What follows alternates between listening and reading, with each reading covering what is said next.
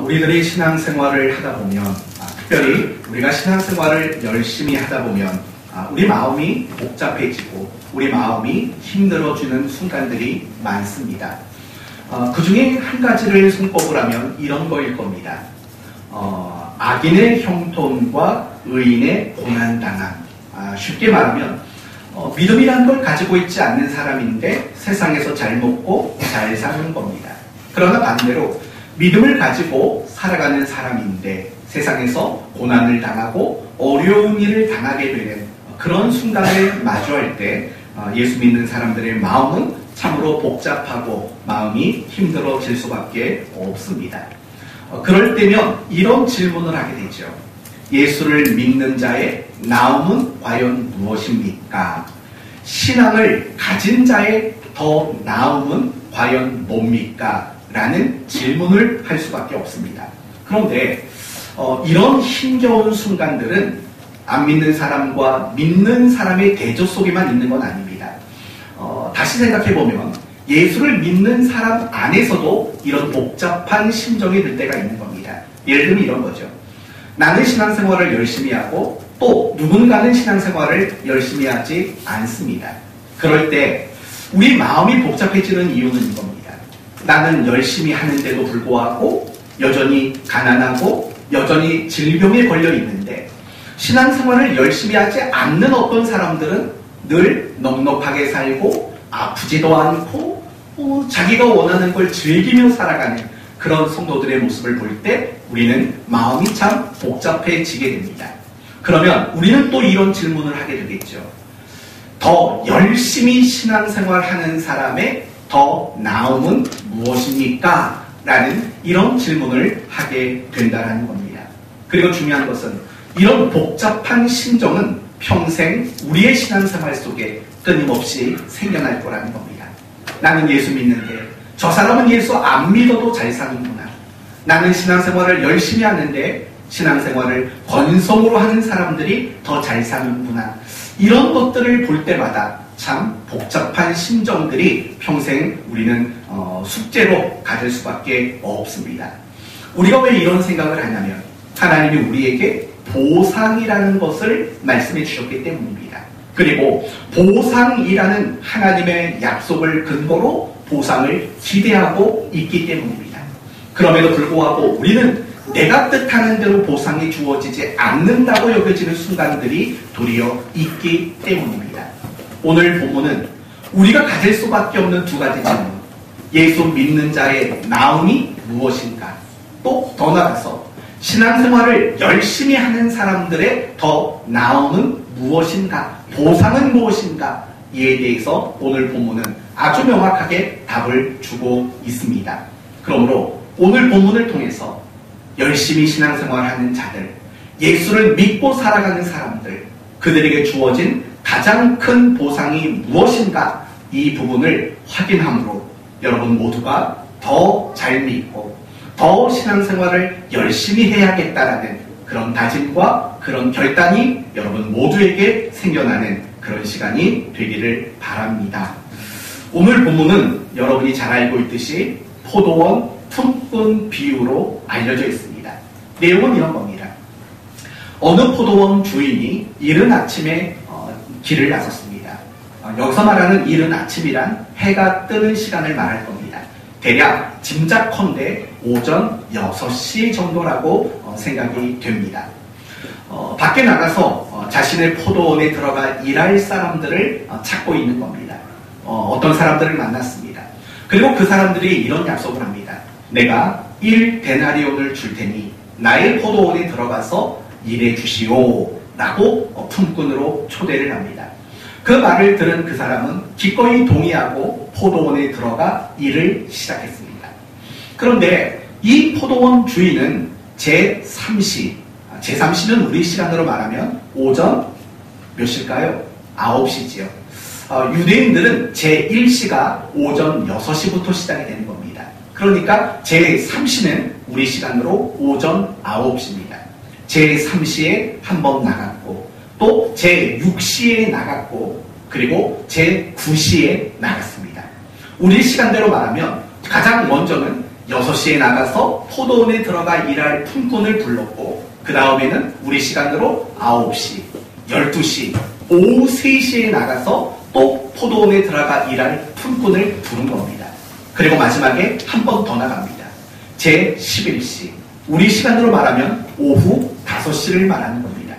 그 5시에 나가서 또 포도원에 들어가 일할 사람을 찾은 겁니다. 그리고 결국 1시간 뒤인 오후 6시에 모든 포도원의 농사일은 마치게 됩니다. 결국 이런 거죠. 이 포도원 주인은 품꾼을 찾기 위해서 몇 번 나간 겁니까? 계산 잘 해보세요. 몇 번 나갔을까요? 몇 번 나갔죠?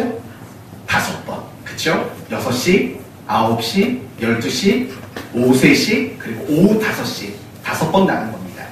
포도원 품꾼의 입장에서 말한다면 12시간 일한 사람이 있고, 또 9시간 일한 사람이 있고, 6시간 일한 사람이 있고, 3시간 일한 사람이 있고, 마지막 한 사람은 얼마나 일을 했을까요? 단 1시간밖에 일하지 않은 사람이 있었던 겁니다.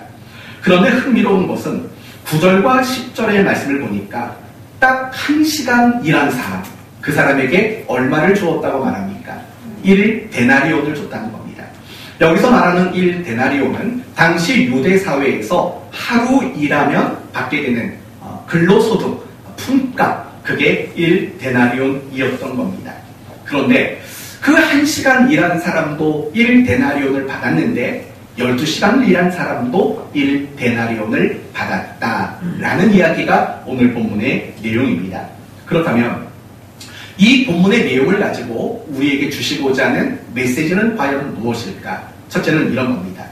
구원은 하나님의 전적인 은혜의 결과물이다 라고 말하고 있다는 겁니다.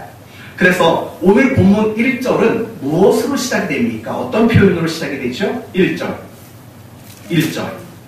천국은 마치, 이렇게 천국에 대한 이야기라는 것을 우리에게 말하고 있는 겁니다. 다시 말하면 구원에 대한 이야기를 말하고 있다, 이렇게 말할 수 있는 겁니다. 그래서 오늘 본문을 보면 품꾼으로 택함을 받은 것, 포도원에 들어가는 것, 그리고 1데나리온씩을 그들이 받은 것, 이 모든 것들은요 사실은 구원이라는 것을 설명하기 위한 여러 가지 표현들, 상징적인 표현들이라는 것으로 우리는 이해하면 되는 겁니다. 그리고 이 구원이라는 것은 전적으로 하나님의 은혜라는 것을 밝히 말하고 있다는 거예요. 그래서 제11시, 그러니까 오후 5시에 와서 1시간 일한 사람은 그가 받은 품값은 얼마라고요? 1데나리온이었다라고 말하고 있습니다. 여러분, 1시간 일했는데 하루를 일해야 받을 수 있는 그 품값 1데나리온을 받았다는 겁니다. 또 생각해 보세요. 제3시, 제9시, 6시, 제9시, 이 사람들도 받은 품값이 얼마입니까? 동일하게 1데나리온입니다. 그러나 주목할 것은 무엇이냐? 제3시, 제6시, 제9시에 와서 일한 사람은 엄밀히 말하면 하루를 일한 사람은 아니에요.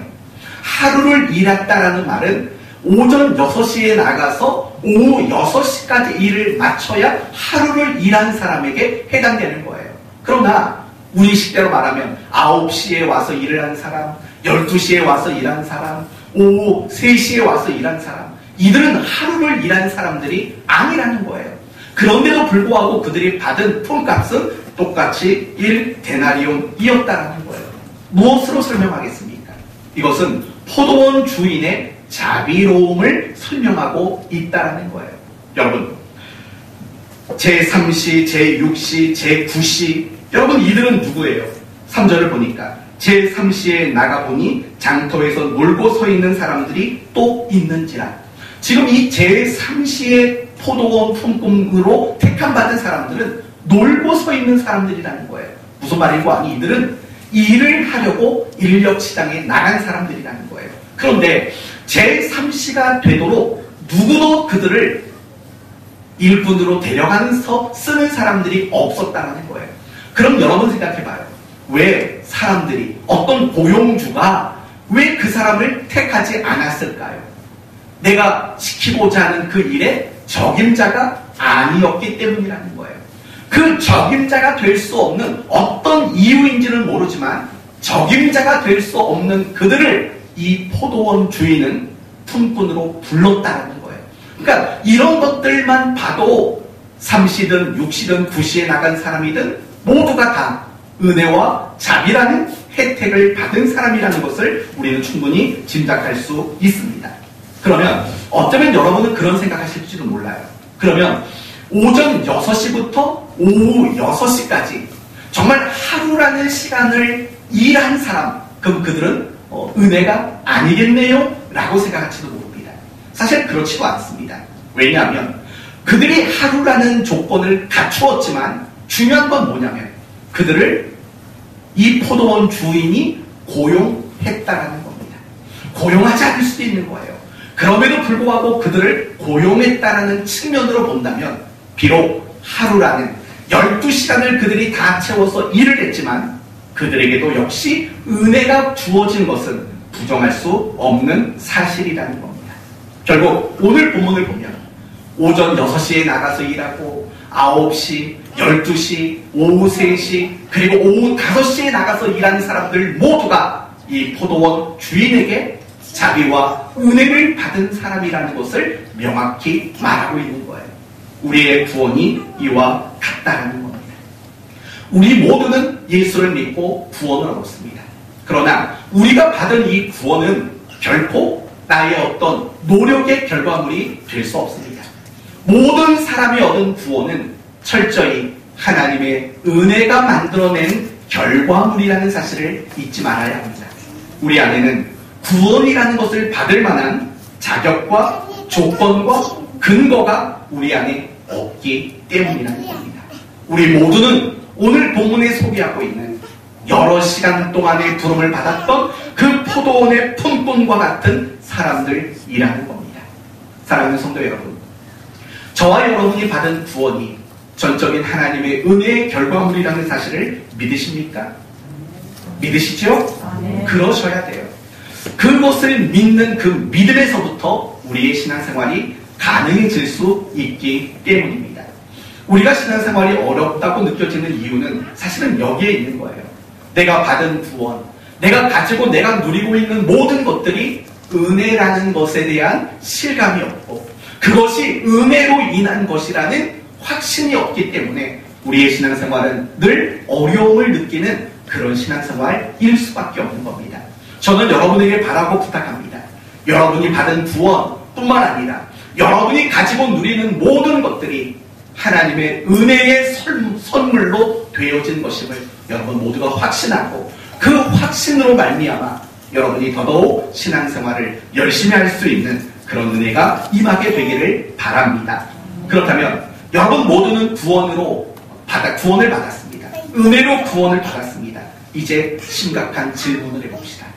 그래서 더 나아진 게 있습니까? 여러분이 구원을 은혜로 선물로 받았습니다. 더 건강해지셨습니까? 통장 잔고가 좀 더 늘어나고 있습니까? 사업은 좀 잘 되고 계십니까? 아니면 하고자 하는 일들이 다 형통하게 이루어지고 있습니까?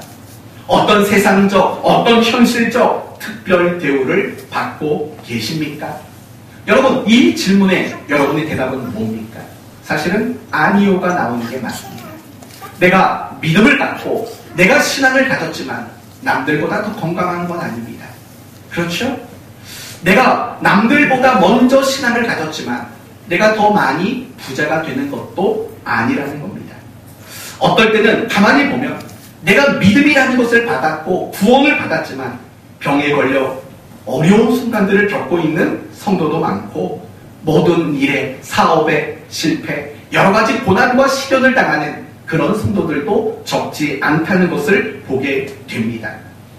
그럴 때면 우리는 이런 생각을 가지게 됩니다. 내가 예수 믿어서 더 나은 게 뭡니까? 라는 이 질문을 우리는 할 수밖에 없다라는 거예요. 그렇지 않습니까? 여러분, 예수를 안 믿는 사람들이 적어도 예수를 믿는 우리보다는 못 살아야죠. 우리 예수 믿잖아요. 우리 구원 받았잖아요. 은혜 안에 살아가는 사람들이잖아요. 그러면 예수 안 믿는 사람은 우리보다 좀 많이 아파야죠. 우리보다 좀 더 가난해야죠. 우리보다 더 실패를 많이 해야죠. 적어도 우리는 예수를 안 믿는 그들보다는 뭐라도 더 나은 혜택을 받아야 되지 않겠습니까? 그러나 그런 일들이 없다라는 거예요. 내가 믿음을 가졌는데 안 믿는 사람보다 내가 더 어려움을 겪는 순간들이 사실은 많이 있다라는 거예요.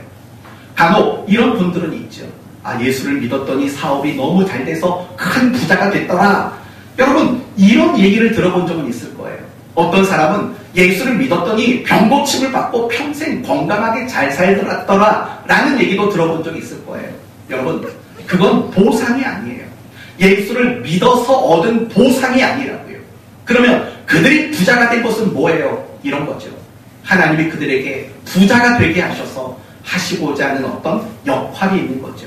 그들을 부자가 되게 하셔서 하나님이 감당하도록 원하시는 어떤 임무와 책임이 주어진 거죠. 적어도 그들이 얻은 부요함은 보상으로 주어진 것들은 아니라는 거죠. 만약에 예수 믿는 자에게 보상이 부자가 되는 일이라면 사실은 모두가 부자가 돼야 돼요. 그게 아니라면 적어도 이렇게 말할 수 있겠죠. 여러분은 예수를 믿는 사람이 아닙니다. 이렇게밖에는 말할 수 없을 게 너무나도 분명합니다. 과연 예수를 믿는 사람의 나음은 무엇입니까? 라고 물을 수밖에 없는 거죠.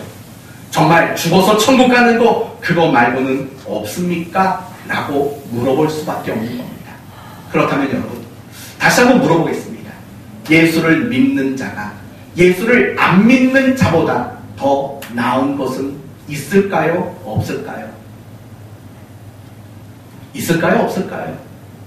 당연히 있어요. 용기가 대단해요. 틀렸으면 어떡할 뻔했어요. 있어요.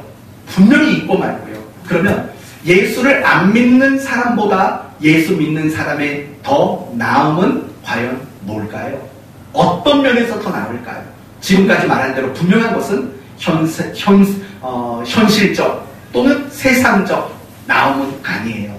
내가 예수를 믿어도 안 믿는 사람보다 모든 일이 더 잘 된다. 이런 건 아니에요. 그러면 도대체 어떤 면에서 더 나음이라는 것이 있을까요? 바로 이런 면이죠. 여러분은 이 세상에서 고아로 살지 않는다라는 면이에요. 여러분, 세상 사람들은 지금 고아로 살아가고 있는 거예요. 이 말을 이해할 수 있겠어요? 이해가 어려운 건데 그렇게 쉽게가 이해된다고 하니 설명은 생각하고 바로 그런 거예요. 우리가 믿음을 가지고 구원을 받게 되면 우리는 더 이상 고아가 아니에요. 왜냐하면 우리에게는 누가 생겼냐면 아버지가 생긴 거예요. 그래서 우리를 구원하시고 우리에게 성령을 주셨는데 그 성령을 무슨 영이라고 말하냐면 양자의 영이라고 성경은 말해요. 그리고 그 성령이 마음에 임한 사람들은 결과적으로는 무엇이라는 호칭이 가능하냐면 하나님을 향해서 아빠, 아버지, 아바, 아버지라는 호칭을 할 수 있는 자가 된다는 거예요. 그 말은 결국 이 세상을 살아갈 때 예수 믿는 자의 나음은 결국은 아버지가 있다는 거예요. 우리가 이 세상을 고아처럼 살아가지 않는다는 거예요. 더 간단히 말하면 하나님이 우리에게 아버지 노릇 해주시는 것, 그게 바로 예수 안 믿는 자보다 예수 믿는 자의 더 나음이라고 말하고 있는 거예요. 다시 말합니다. 예수 믿는 것에 대한 보상이 뭡니까? 우리에게 하나님이 아버지가 되어주시고 우리에게 아버지 노릇을 해주신다라는 점이 예수 믿는 자의 진정한 보상이다. 이렇게 말할 수 있는 겁니다. 여러분에게 다시 한번 분명히 선을 긋고 이야기를 합니다. 여러분이 예수를 잘 믿어도 부자가 될 거에 대한 기대를 갖지 마십시오. 여러분이 예수를 잘 믿어도 무병장수할 것에 대한 기대를 갖지 마십시오. 그건 보상이 아니라 하나님이 어떤 특별한 일을 위해서 맡기시는 거고 허락하시는 영역이라는 걸 잊지 마세요. 예수 믿는다고 부자가 안 된다는 말이 아니에요. 예수를 믿어서 부자가 되는 경우도 있어요. 예수를 믿어서 병이 낫는 경우도 있어요. 그러나 그것은 예수를 믿음으로 얻어지는 보상의 개념이 아닌 그걸 통해서 하나님이 어떤 일을 하시고자 하는 기능과 어떤 역할의 관점에서 우리에게 허락되는 어떤 것들이라는 거예요. 그 부분을 우리는 평생 잊지 말아야 돼요. 우리는 가끔씩 복 안 준다고 아니 내가 사업하는데 사업 잘되게 안 해주신다고 그래서 굉장히 섭섭한 마음을 가질 때가 있다고요. 그런 섭섭한 마음 갖지 마세요. 하나님은 처음부터 우리에게 그런 식의 보상을 주신다고 말하지 않았어요. 세상적, 현실적 보상을 주겠다고 하지 않았다고요. 생각해봐요. 사도 바울, 여러분 남다른 사람이잖아요. 굉장히 훌륭한 사람이잖아요. 바울이 겪었던 이야기가 뭐예요? 부자로 살았답니까? 아니면 최고급 아파트에 살았답니까? 아니면 최고가 고성능 자동차를 타고 다녔다고 말합니까? 바울이 당한 걸 보세요. 감옥에 가고 매를 맞고 굶주렸고 헐벗었고 미움을 당하고 여러분 바울이 당했던 일들은 그런 것들이라고요. 그러나 우리가 가지고 있었던 잘못된 기대라는 관점에서 본다면 사실은 이해가 안 되는 거죠. 우리는 온통 가지고 있는 기대들은 다 그런 거잖아요. 예수 믿으면 부자가 되고 예수 믿으면 손 대는 것마다 막 잘 되고 병 안 걸리고 병 걸렸다가도 싹 사라져버리고 이런 걸 기대한다고요. 애당초 그런 것을 보상하겠다고 하나님은 말하지 않았어요. 이 부분을 여러분이 명확하게 하지 않으면 늘 여러분은 하나님께 섭섭하고 하나님께 시험 드는 이런 인생이 될 수밖에 없어요. 하나님이 우리에게 약속하신 보상, 예수 믿으면 주시겠다고 하신 보상은 내가 무슨 노릇 해주겠다? 아버지 노릇 해주겠다. 이게 바로 약속받은 바 우리의 보상이라는 거죠. 그렇다면 하나님이 우리에게 아버지 노릇 해주신다라고 보상을 약속하셨는데 그렇다면 아버지 노릇은 뭘까요? 도대체 하나님, 보이지 않는 그 하나님이 나에게 아버지 노릇을 해주시는 것은 결국 뭘까요? 우리와 함께 하겠다는 거죠. 모든 내가 겪는 좋은 일이든 실패든 합력해서 선을 이룬다는 거죠. 그러나 그거보다 더 중요한 개념이 있어요. 하나님이 나에게 아버지 노릇 해주신다는 것은요, 결국 우리에게 기쁨과 평안을 주시겠다는 말인 거예요. 요한복음 15장은요, 예수님이 제자들에게 뭔가 중요한 가르침을 주시는 제자들을 위한 메시지가 요한복음 15장에 있어요. 15장 11절에 보면 이런 말씀이 나와요. 내가 이것을 너희에게 이름은 내 기쁨이 너희 안에 있어 너희 기쁨을 충만하게 하려 함이라 라고 말을 한다고요. 여러분, 제자된 자들에게 지금 무엇을 축복하고 있어요? 기쁨이라는 것을 축복하고 있다고요. 여러분, 제자들은 어떤 사람입니까? 모든 걸 버린 사람이에요. 예수를 따르는 사람이에요. 그리고 앞으로도 십자가를 감당해내야 될 사람들이에요. 그런데 그들에게 약속한 것은 어떤 세상적이고 현실적인 좋은 것들이 아니에요. 바로 기쁨을 보상으로 제시하고 있는 거예요. 이런 얘기죠. 세상 사람들이 볼 때는 기뻐할 것이 없어요. 그럼에도 불구하고 그들의 심령에는 무엇이 생기는 거예요? 기쁨이 생겨나게 되는 거예요. 그게 하나님이 우리에게 아버지 노릇 해주심이라는 거예요. 경험해보지 않으셨나요? 누가 봐도 남들이 볼 때 지금 나는 한숨을 쉬어야 돼요. 남들이 볼 때 나는 지금 눈물을 뚝뚝뚝 흘려야 돼요. 그런데 내 마음속에 기쁨이라는 것이 솟아나요. 그런 경험을 여러분 해보신 적이 있잖아요. 그게 바로 하나님이 우리에게 아버지 노릇 해주심이라는 거예요. 또 하나는 뭐라고요? 평안을 주신다고요. 평안을. 사도행전 9장을 보면 이런 구절이 나와요. 그리하여 온 유대와 갈릴리와 사마리아 교회가 평안하여 든든히 서가고 라고 말해요. 여러분, 이 사도행전 9장의 이야기는 결국 뭐냐면 예수 믿는 사람들이 유대인들에게 박해를 받았어요. 그래서 그들은 자신이 살던 예루살렘에서 떠나 사마리아로 가고 사마리아도 떠나 여러 이방 지역으로 쫓겨가고 있는 상황이라고요. 지금 러시아의 침공을 받아서 우크라이나의 백성들이 지금 피난길에 올랐잖아요. 그런 지경에 이 기록이 되어 있다고요. 어떤 내용이라고요? 평안하여 든든히 서가고라는 말이 나온다고요. 누가 봐도 평안을 누릴 상황이 아니라고요. 그런데 그들은 그런 상황에서도 평안을 누리고 있는 거예요. 그게 하나님이 우리에게 아버지 노릇 해주시는 거예요. 기쁨을 주시고 평안을 주시는 거. 그게 아버지 노릇 해주심. 그걸 마태복음 1장 10대로 말한다면 그게 바로 임마누엘이에요. 우리 가운데 장막을 치신 하나님. 바로 그 임마누엘의 하나님. 그게 바로 기쁨과 평안으로 묘사가 되는 거예요. 이제 얼마 있으면 성탄절이죠. 얼마 있으면 성탄절인가요? 얼마 있으면 성탄절이죠. 성탄절에 가면 땅에서는 기뻐하심을 받은 자들에게는 평화고 하늘에는 기쁨이다. 기쁨과 평화가 성탄절 메시지의 중심이라는 거 아시잖아요. 그게 바로 하나님이 우리에게 아버지 노릇 해주심이라는 보상을 언급하고 있는 거예요. 사랑하는 성도 여러분, 이게 바로 기뻐할 수 없는 순간에 기뻐하고 마음이 평안할 수 없는 그 순간에 마음이 평안해지는 것. 그게 하나님이 우리에게 아버지 노릇 해주신다는 거예요. 이제 여러분이 이렇게 물어보세요. 안 믿는 어떤 사람이 여러분에게 왔어요. 아니 당신 예수 믿잖아. 교회 다니잖아. 근데 왜 예수 안 믿는 사람들보다 더 못나게 살아? 라고 말한다면 주눅들지 말아요. 그리고 고개를 숙이지 마세요. 이렇게 당당하게 말하세요. 우리는 아버지가 되시오. 하나님이 우리에게 아버지 노릇해 주셔.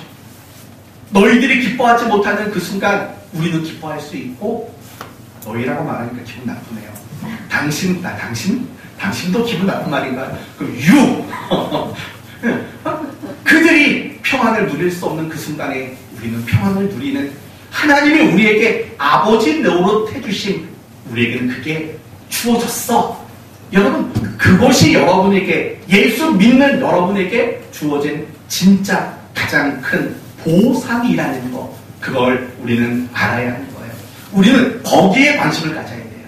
하나님이 기쁨을 주시고 하나님이 평안을 주시는 거, 그것이 나에게 약속된, 예수 믿는 자에게 약속된 보상이라는 거, 여기에 우리는 그 관심을 가져야 돼요. 혹시 그런데 누리고 계세요? 마음에 기쁨이 있으세요? 마음에 막 평안이 있으세요? 나는 그 기쁨, 그 평안을 누리고 있는지를 생각해 보세요. 만약에 내가 그 기쁨과 그 평안을 누리고 있지 못하다면 하나님이 안 주시는 게 아니에요. 하나님이 주심에도 불구하고 여러분이 자식 노릇을 거절하는 거예요. 마치 탕자처럼 저 나갈래요 하고 집 나간 자의 모습으로 그렇게 살아가고 있기 때문에 그 기쁨과 그 평안을 누릴 수 없을 수밖에 없는 거예요. 저는 여러분에게 축복하기를 원합니다. 하나님이 여러분에게 아버지 노릇 해주시는 이 보상을 매일매일 누리셨으면 좋겠어요. 어차피 우리는 성공만 할 수 없고, 어차피 우리는 모든 일이 잘 되는 순간을 살 수 없는 자들이에요. 하나님은 처음부터 세상 사람과 똑같은 조건과 환경 속에 살도록 우리를 그렇게 두셨기 때문이에요. 그래야 우리는 그 세상에서 빛이 될 수 있죠. 그래야 우리는 그 세상에서 소금이 되죠. 그럼 어떻게 견뎌요? 아버지 노릇 해주심으로 견디고 이기는 거예요. 기쁨 주시고 평안 주시는 거, 우리는 그 보상을 누리며 이 세상에서 살아갈 때 진짜 소금, 진짜 빛이 될 줄로 믿습니다. 9절을 봅시다. 9절을 보시면 제11시에 온 자들이 와서 한 데나리온씩을 받거늘. 이 사람들은 몇 시간 일한 사람일까요? 1시간. 제11시니까 오후 5시죠. 딱 1시간 일한 사람이에요. 그런데 그들이 1데나리온을 받았어요. 아마도 분위기가 막 술렁술렁했을 것 같아요. 먼저 온 사람들이 있잖아요. 제11시에 온 사람보다 먼저 온 제9시, 제6시, 제9시, 그리고 처음부터 왔던, 일이 시작될 때부터 왔던 사람들이 있었을 거라고요. 막 술렁술렁했을 거예요. 야, 1시간 일한 사람이 1데나리온 받았으면 3시간 일한 사람은 3데나리온, 6시간 일한 사람은 6데나리온, 9시간 일한 사람은 9데나리온. 그리고 12시간 일한 사람은 야, 오늘 땡 잡았다. 12데나리온을 받겠지. 라는 그런 기대하는 마음들이 그들을 술렁이도록 만들었을 거예요. 그런데요, 뜻밖에도 이런 말이 나와요. 10절, 먼저 온 자들이 와서 더 받을 줄 알았더니, 당연히 우리의 계산법이잖아요. 이거는 더 일했으니까 더 받겠다. 근데 그들도 한 데나리온씩 받는지라. 그러자 11절, 받은 후에 집 주인을 원망하여 이르되, 나중은 이 사람들은 1시간밖에 일하지 아니하였거늘 그들을 종일 수고하고 더위를 견딘 우리와 똑같이 줍니까? 이렇게 원망을 했다라고 소개하고 있습니다. 그런데 여러분, 하루 종일 일한 사람들의 이 원망, 그들만의 원망은 아니에요. 사실은 이 원망은요, 우리 모두에게도 가끔씩 나오는 원망이라는 거 알고 있죠. 한번 이제부터 이 부분을 설명해 볼게요. 여러분은 예수님을 언제 처음 믿으셨나요? 저는 모태신앙이에요. 여러분 가운데에서도 모태신앙 있죠. 또 여러분 가운데는요, 유아 시절에 또는 국민학교 시절에, 초등학교죠? 그래요. 초등학교 시절에 예수를 믿은 사람이 있어요. 어떤 사람은 청소년 시절에, 중고등학교 시절에, 또 어떤 사람은 청년 시절에 예수님을 믿은 사람이 있어요. 또 어떤 사람은 장년 시절에 예수를 믿은 사람이 있고, 어떤 사람은 노년에 예수를 믿은 사람이 있어요. 그리고 어떤 사람은 심지어 죽기 직전에 예수를 믿은 사람이 있어요. 제 주변에 그런 사람 많아요. 저희 친척 중에서도 뭐 얼핏 얘기 들어보면 죽기 직전에 누가 와서 세례를 주려고 했는데 세례를 받았다, 이런 얘기 들었고요. 얼마 전에 제가 아는 한 집사님이 교회를 방문해서 잠깐 대화를 했는데 그분 부모님도 임종 직전에 목사님이 와서 예수님을 전하고 믿겠느냐, 세례를 받겠느냐 했을 때 기꺼이 믿겠다, 세례 받겠다 하고 그렇게 세례를 받았고 며칠 후에 돌아가셨다. 이 얘기를 제가 전해 들었어요. 사실 그런 경우들이 있어요. 그쵸? 죽기 전에 정말 예수를 믿고 믿음을 가지고 죽음을 맞이하는 그런 분들도 있다고요. 그럼 여러분, 우리의 생각 또는 우리의 계산법대로 말하면 이런 거죠. 모태신앙부터 예수를 믿었으면 사실은 얼마나 재미없게 살았겠냐고요. 저도 그렇게 재미있게 살지는 못했어요. 이걸 설명을 해야 되나요? 말아야 되나요? 그렇게 마시고 즐기고 이런 것들은 애당초 안 했다고요. 딱 고등학교 2학년 때 소주 한 병이 제 인생의 전부였어요. 고등학교 2학년 때. 네? 왜 그랬는지 몰라요. 지금도 그때 생각해보면 정신머리가 있는 놈이었는가, 뭐 그런 생각도 들어요. 하여튼 제 인생의 소주 한 병이 술의 전부였다고요. 담배는 손도 대본 적이 없어요. 그거 말고도 참 재미없게 살았어요. 모태신앙이잖아요. 그런데 임종 직전에 예수를 믿은 사람들은 그래도 좀 더 많이 즐겼겠죠. 그쵸? 마실 거, 할 거 더 많이 즐겼죠. 그러면 우리 생각에, 저같이 속 좁은 사람 생각에는 이런 생각이 든다고요.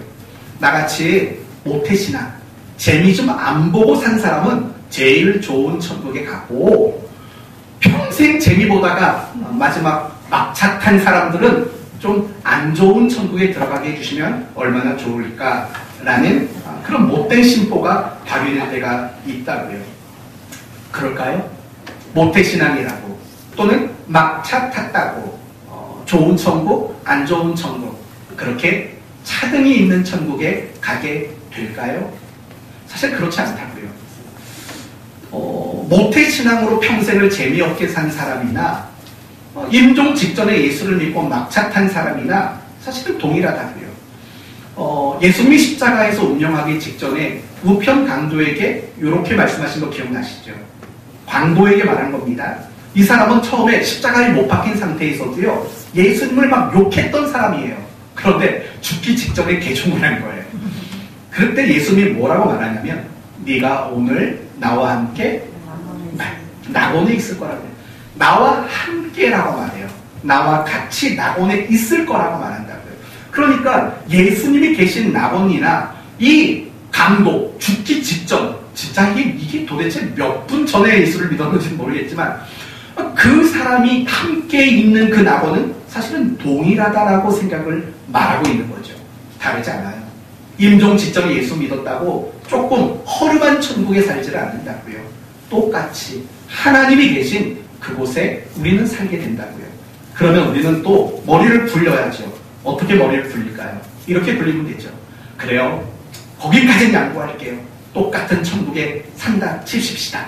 그러면 처음부터 재미없게 신앙생활만 했던 우리에게는 금연료만 주십시오. 금딱지 주십시오. 그리고 중간에 온 사람들은 은딱지, 은멸료만 주십시오. 그리고 대신 마지막에 예수 믿고 겨우 천국 온 사람들은 개털 모자 주십시오. 그렇죠? 이런 생각이 들 수밖에 없다고요. 아니 억울하잖아요. 나는 평생을 재미없게 살았는데 저 양반은 평생 즐기며 살다가 마지막에 저 예수 믿어요 해가지고 왔는데요. 그러니까 그런 사람들은 개털 모자 주면 좋겠지요. 어떨까요? 그럴까요? 그랬으면 좋겠냐고 물어보진 않는 거예요. 그랬으면 좋겠냐고 말하면 네 그랬으면 좋겠어요 라고 말할 분들도 계시겠죠. 그러니까 그랬으면 좋냐고 물어보는 게 아니라 그럴까요? 라고 묻는 거예요. 사실을 물어보는 거예요. 그럴까요? 억울하지 않으세요? 옛날에 이런 재미난 예화가 있었어요. 사실 오늘 설교를 시작할 때 그 예화를 가지고 시작을 하려고 했는데 어느 날 목사님과 옛날에 총알택시 있었잖아요. 총알택시. 막 서울에서 인천까지 15분에 도착해주는 뭐 그런 총알택시 기사가 있었다고요. 한날 같이 죽어서 천국에 갔대요. 내신 목사님은 자기가 하나님 앞에 칭찬을 더 많이 받을 거라고 생각을 했대요. 당연히 목사 노릇을 해왔으니까. 근데 하나님이 자기는 하나도 칭찬 안 해주고 이 총알택시 기사를 그렇게 칭찬을 하시더라고요. 수고했다, 애썼다, 막 칭찬해 주신다는 거예요. 너무 억울한 거예요. 그래서 목사님이 따져 물었대요. 목사님, 저는 평생 목회하다 왔는데 저 총알택시 이 명분만 교인이지 신앙생활도 똑바로 안 하는 그 사람을 왜 이렇게 칭찬해 줍니까? 하나님이 이렇게 말했대요. 이 총알택시 기사는 이 택시에 타는 사람들에게마다 기도하도록 만들었다. 그런데 너는 설교할 때마다 성도들을 재웠다. 이렇게 말했던 얘기가 있어서 그 얘기가 너무 재밌어가지고 그러면서 이런 말을 하려고 했어요. 제발 설교 시간에 졸지 마세요. 저 천국 가서 하나님께 칭찬받을 거 없어요. 졸지 마세요. 이런 말을 하려고 했는데 결국 다 할 말은 했네요. 생각해보니까. 그렇죠? 억울하다고요. 나는 평생 재미없게 살았는데 정말 재밌게 형준아 이 정도면 됐니? 아무튼 평생 재미없게 살았고 누구는 평생 재미있게 살았는데 도대체 다 똑같아. 장소도 똑같아요. 뭐 금, 은, 개털 이런 것도 없이 똑같아요. 차등이 없어요. 그러면 무슨 재미가 있겠냐고요. 그럼 이제 하나님께 이제 물어야죠. 이제 따져 물어야 돼요. 하나님, 그러면 이 세상에서라도 좀 다르게 해주세요. 천국은 내가 다 참아낼게요. 그러니까 세상에서라도 내가 열심히 하니까 열심히 안 하는 사람보다는 낫게 살게 해주세요. 우리는 이렇게 또 바라고 원할 수도 있어요. 근데 또 그건 또 그렇지 않아요. 가만히 보세요. 신앙생활 열심히 하는 분이 열심히 안 하는 사람보다 다 잘 사나요? 그렇지 않아요. 그렇지 않다고요. 그렇죠? 신앙생활 열심히 하고 정말 신실하고 충성되게 신앙생활을 해도요 열심히 안 하는 사람보다 못 사는 사람 훨씬 많다고요. 이제 괴로운 거예요. 이제 팔 걷어붙이셔야죠. 손은 허리에 올리셔야죠. 그리고 하나님께 물으세요. 내가 이렇게 신앙생활 열심히 하는데 도대체 그러면 열심히 하는 나에게 보상이 뭡니까? 라고 물으셔야만 해요.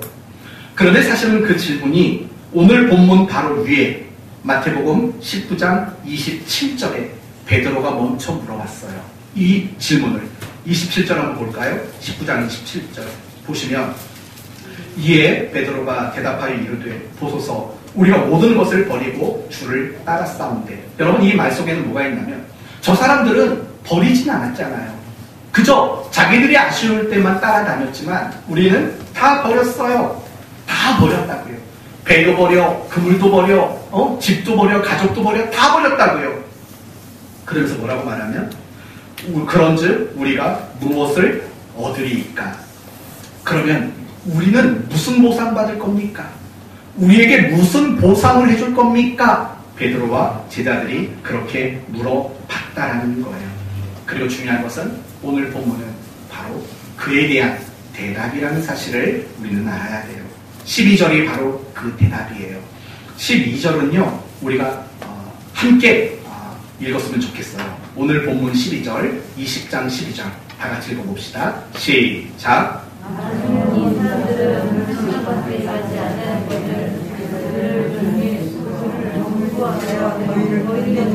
속.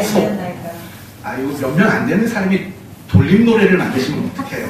다 같이 12절 시작. 나중은 이 사람들은 1시간 밖에 일하지 아니하였거늘 그들을 종일 수고하며 더위를 겪는 우리와 같게 하였나이다. 바로 이게 하나님의 대답이에요. 나 신앙생활 열심히 했어요. 남들보다 열심히 했어요. 그러면 내 보상이 뭐예요? 하나님은 이렇게 대답해요. 그래, 열심히 한 거 그게 보상이다. 이렇게 대답을 하는 거라고요. 12절을 보시면 그들이 스스로 자기들이 받은 보상을 언급하고 있는 거예요. 나중에 온 이 사람들이 1시간밖에 일하지 아니하였거늘 그들은 종일 수고하며 더위를 견딘 우리. 사실 자기 입으로 자기가 받은 보상을 지금 말하고 있다라는 거예요. 제자들의 입장에서 말하면 이런 거죠. 모든 것을 버리고 주님을 전적으로 따른 것 그 자체가 보상이라는 거예요. 그리고 이걸 우리식대로 말한다면 일찍 예수를 믿고 남들보다 더 열심히 신앙생활을 했던 그 자체가 보상이다. 이렇게 하나님은 대답하고 있는 거예요. 이게요 사실은 굉장히 중요해요. 여러분이 신앙생활을 할 때 이 보상의 개념이 정립되지 않으면요 신앙생활을 제대로 못할 수밖에 없어요.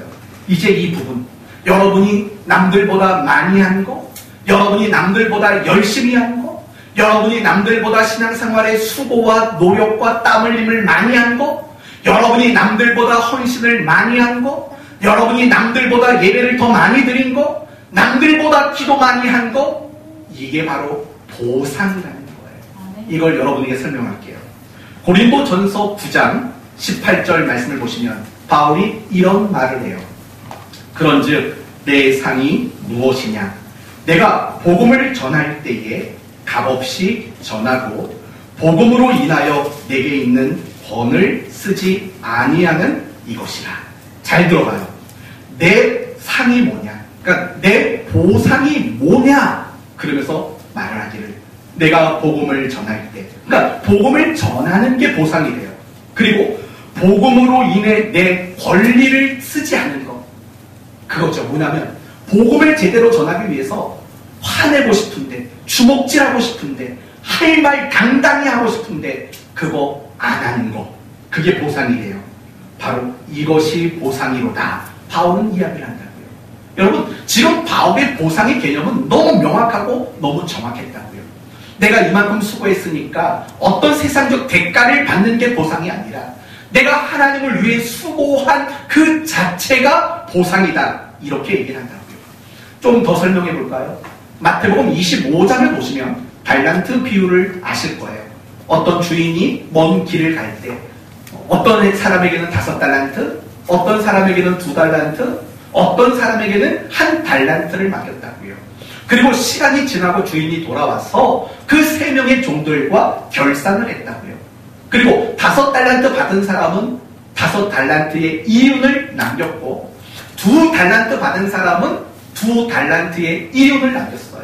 그러나 1달란트 받은 사람은 그걸 땅에 묻어두고 아무것도 하지 않고 그 1달란트를 주인에게 돌려줬어요. 그러면 여러분, 이 1달란트 받은 사람은 뭔가 수고했나요? 안 했다고요. 오늘 포도원 품꾼의 비유로 말한다면 이 한 달란트 받은 사람은 몇 시에 온 사람과 비슷할까요? 제 11시, 오후 5시에 온 그 사람과 흡사하다고요. 그러면 5달란트 받은 사람은 오늘 본문에서 누구와 흡사합니까?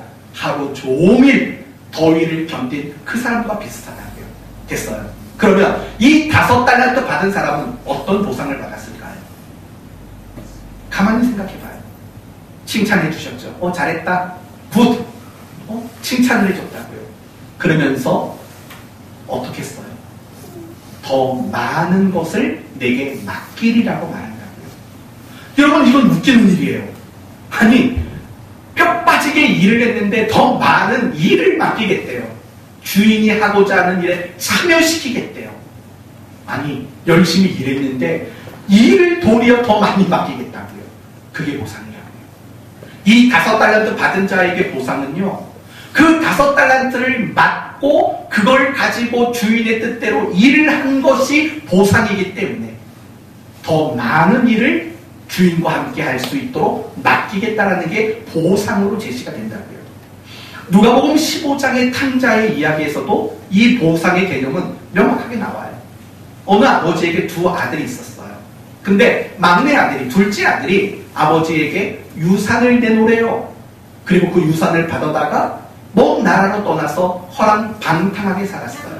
여러분, 오늘 이 포도원 품꾼으로 비유한다면 이 둘째 아들, 흔히 탕자라고 말하는 이 사람은 누구와 똑같을까요? 1시간밖에 일하지 않은 사람이죠. 그러나 첫째 아들은 아버지 곁에서 아들, 자기 동생이 떠난 빈자리까지 다 채웠다고요. 누구와 같아요? 이 하루 종일 일한 사람과 하나도 다르지 않다고요. 어느 날 이 탕자가 집에 돌아왔어요. 그랬더니 아버지가 어떡하냐면 옷을 제일 좋은 걸로 입히고 가락지를 끼우고 반지 껴주고 신발 갈아 신겨주고 송아지를 잡았네요. 파티를 열었다고요. 하루 종일 뼈 빠지게 일하고 집에 오던 이 첫째 아들이 그 광경을 보고 뒷목을 잡았어요. 기가 막힌 거죠. 그러면서 아버지에게 뭐라고 말하냐면 이렇게 말해요. 내가 여러 해 아버지를 섬겨 명을 어김이 없거늘, 내가 여러 해라고 말해요. 명을 어긴 적이 없거늘 내게는 염소 새끼라도 주어서 내 벗으로 즐기게 하신 적이 없거든. 아버지의 살림을 창녀들과 함께 삼켜버린 이 아들이 돌아오매 이를 위해 살찐 송아지를 잡으셨습니까? 라고 말한다고요. 그러니까 오늘 본문과 너무 똑같은 거예요. 하루 종일 일한 그 사람들이 1시간밖에 일한 그 사람과 똑같은 걸 줍니까? 똑같은 얘기잖아요. 그때 아버지는 이렇게 보상을 설명하세요. 예, 너는 항상 나와 함께 있었느니라 라고 말한다고요.